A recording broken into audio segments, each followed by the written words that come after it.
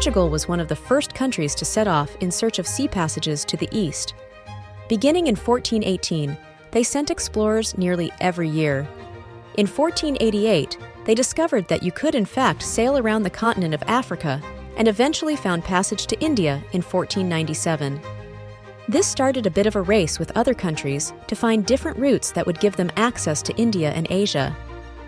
In 1492, King Ferdinand II and Queen Isabella I of Spain sent Christopher Columbus on a mission to find a sea passage to India by traveling west.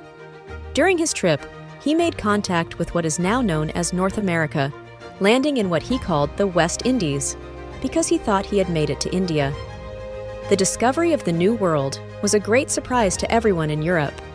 Further Spanish exploration did eventually find western passage to India by traveling down and around South America.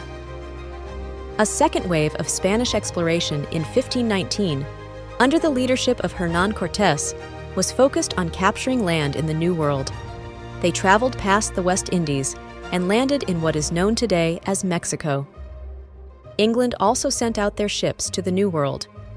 In 1497, John Cabot, an Italian working for King Henry VII of England, landed in Newfoundland.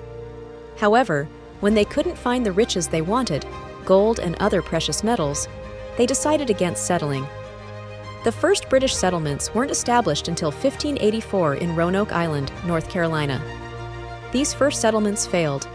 It wasn't until 1607 that they succeeded in settling in North America, in what is now Massachusetts. England continued to explore into the 17th century, establishing ports in the Caribbean. The British also sought a northern passage to India through the Arctic in the early 1600s. They didn't find the passage, but they were important voyages in Canadian history. Determined to join the race for new lands and riches, France sent out their own explorers in 1534.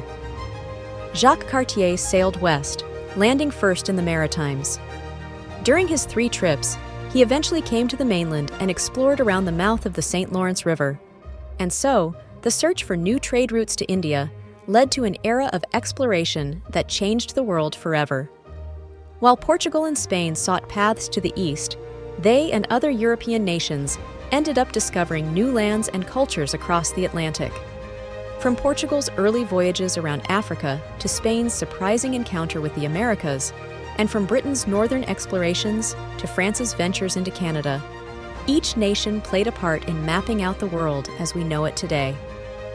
These early explorers didn't just change the maps, they set the stage for centuries of trade, colonization, and cultural exchange, shaping the future of many nations, including Canada.